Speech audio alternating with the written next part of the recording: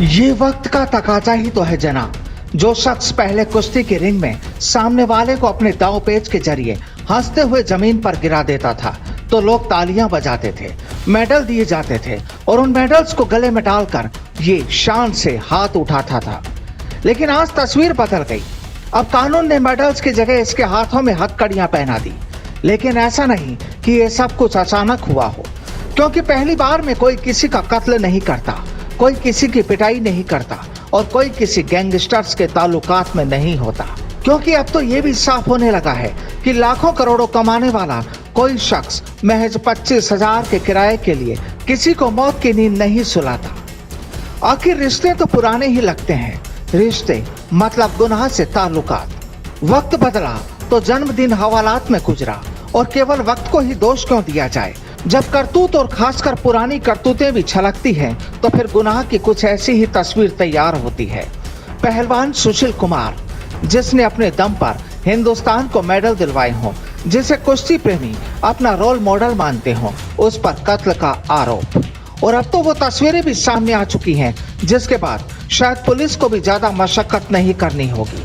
कानून को सबूत चाहिए होता है और अब उन्हीं सबूतों को मजबूत करने में जुटी है दिल्ली पुलिस। हालांकि अब तो ये भी साफ हो चुका है कि पहलवान सुशील कुमार के दूसरे गैंगस्टर से रिश्ते पुराने हैं, क्योंकि जिस वक्त पहलवान सागर धनखड़ की पिटाई की जा रही थी, उस वक्त सुशील के साथ एक शातिर आसोदा गैंग के लोग भी मौजूद थे, जिनके हाथों में हथियार थे और जहां खेला जा रहा था तो बस सागर की पिटाई का खेल। 18 दिन तक फरारी काटी, लेकिन साथी अजय के साथ सुशील पुलिस के फंदे में फंस गया। एक पल में ये था अर्श से फर्श तक का सफर। साफ तो अब ये भी हो चुका है कि ओलंपियन सुशील कुमार की दिल्ली एनसीआर समेत हरियाणा और यूपी के एक या दो गैंगस्टर से नहीं, बल्कि सभी गैंगस्टर से सांठगांठ है। उसके सभी गैंगस्टर से अच्छे संबंध है। वह सबसे ज्यादा गैंगस्टर्स काला जठेड़ी और नवीन बाली के नजदीक रहा है। चर्चाएं तो ये भी है कि सुशील काला जठेड़ी के शराब के कारोबार को स्थापित करने में मदद कर रहा था। बताया जाता है कि दिल्ली पुलिस के पास दोनों की बातचीत की रिकॉर्डिंग भी है। यानी साहब, ये खेल पुराना है, पहलवानी की आड़ में गुनाह का खेल। और यूं तो अब ये नया भी नहीं रहा। अब काला असोदा गैंग से सुशील के संबंध सामने आ चुके हैं। छत्रसाल स्टेडियम में जूनियर पहलवान सागर धनखड़ की हत्या में काला असोदा गिरोह के सदस्यों ने साथ दिया था, ये भी साफ हो चुका है। और इसी कड़ी में रोहिणी पुलिस ने 2 दिन पहले असोदा गिरोह के 4 लोगों को गिरफ्तार किया था। बताया जाता है कि काला असोदा के मुठभेड़ में मारे जाने के बाद इस गिरोह को नीरज बवानिया ही चला रहा है। काला जठेड़ी, लॉरेंस बिश्नोई समेत करीब 6 गिरोह ने इस समय आपस में गठजोड़ किया हुआ है। काला जठेड़ी की वजह से सुशील की इन गिरोह में अच्छी पहचान भी बताई जाती है। बताया जाता है कि इस वक्त काला जठेड़ी शराब के कारोबार में अपना हाथ आजमा रहा है। सुशील उसकी इस कारोबार को स्थापित करने में मदद कर रहा था। पुलिस के मुताबिक सुशील जठेड़ी को ऐसे लोगों के नाम बता रहा था जो उसके शराब के कारोबार को स्थापित करवा सके।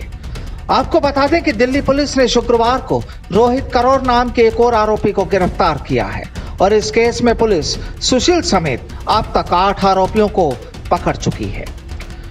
वहीं अब इस मामले में दिल्ली हाई कोर्ट ने पहलवान सुशील कुमार की मां की मीडिया ट्रायल पर रोक लगाने वाली याचिका को खारिज कर दिया है। दरअसल पहलवान सागर धनखड़ हत्या मामले में गिरफ्तार सुशील कुमार की मां ने हाई कोर्ट का दरवाजा खटखटाया था। उन्होंने कोर्ट से मामले में मीडिया रिपोर्टिंग पर रोक लगाने की मांग की थी, लेकिन कोर्ट ने उनकी इस याचिका को खारिज कर दिया। बहरहाल इतना सब कुछ होने के बाद अब ये तो साफ है कि सुशील चाहे दिल्ली पुलिस की हिरासत में हो, लेकिन उसे अब अपनों से ही खतरा सताने लगा है। क्योंकि जब काला जठेड़ी के भांजे सोनू की भी सुशील ने पिटाई कर दी तो ये काला को ठीक नहीं लगा और काला जठेड़ी ने सुशील को धमकी तक भी दे डाली है। अब चाहे काला जठेड़ी हो या फिर लॉरेंस बिश्नोई गैंग या फिर इस गैंग से जुड़े दूसरे लोग, इन सब की वजह से सुशील परेशान है, डरा हुआ है, क्योंकि गैंगस्टर्स के लिए किसी गुनाह को अंजाम देना कोई बड़ी बात नहीं और पुलिस भी इस बात को बेहतर जानती है।